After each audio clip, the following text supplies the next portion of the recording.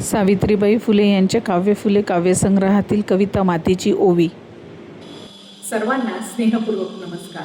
मी सौ अनुराधा भुस्कट तुम्हा सर्वांसमोर सावित्रीबाई फुले यांच्या काव्यफुले काव्यसंग्रहातील एक कविता सादर करीत आहे. कवितेचे नाव आहे मातीची ओवी. धरतीची माती रंगीबिरंगी ती, काळी पांढरी ती शिवारात, काळसर माती पीक पाणी देती, फळे फुले शोभती शिवारात. पांढरीला मळून कौले विटा करून, राहती घरे बांधून शिवारात.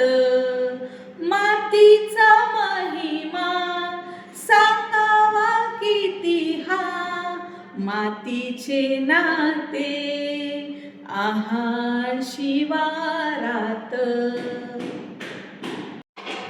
चला तर मग बघूया मातीची ओवी या कवितेचा अर्थ. या कवितेमध्ये सावित्रीबाई फुले यांनी मातीचे महत्त्व आणि तिचे मानवी जीवनातील स्थान अतिशय सुंदर शब्दात मांडले आहे. या पृथ्वीवरील माती विविध रंगाची आहे. शेतात आपल्याला प्रामुख्याने काळी आणि पांढरी अशा दोन रंगांची माती बघायला मिळते. निसर्गाचे हे रूप किती विलोभनीय आहे असे सावित्रीबाई म्हणतात. शेतात जी काळसर माती असते ती आपल्याला उत्तम पीक देते आणि याच मातीमध्ये शेतात डोलणारी पिके, सुंदर फुले आणि सुंदर फळे बहरतात, ज्यामुळे संपूर्ण शिवार शोभून दिसते.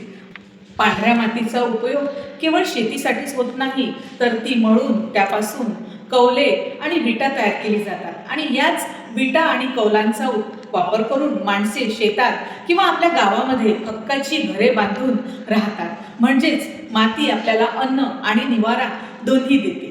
या मातीचे महत्त्व आणि महिमा सांगावा तेवढा थोडकाच आहे.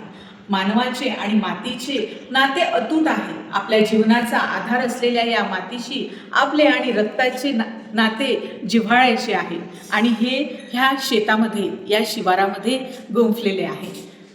व्हिडिओ आवडला असल्यास, कविता आवडल्या असल्यास नक्की लाईक आणि शेअर करा आणि आणखी अशा नवनवीन सावित्रीबाई फुलेंच्या कविता ऐकण्यासाठी आमच्या चॅनलला म्हणजेच सावित्री न्यूज इंडिया चॅनलला सबस्क्राईब करा.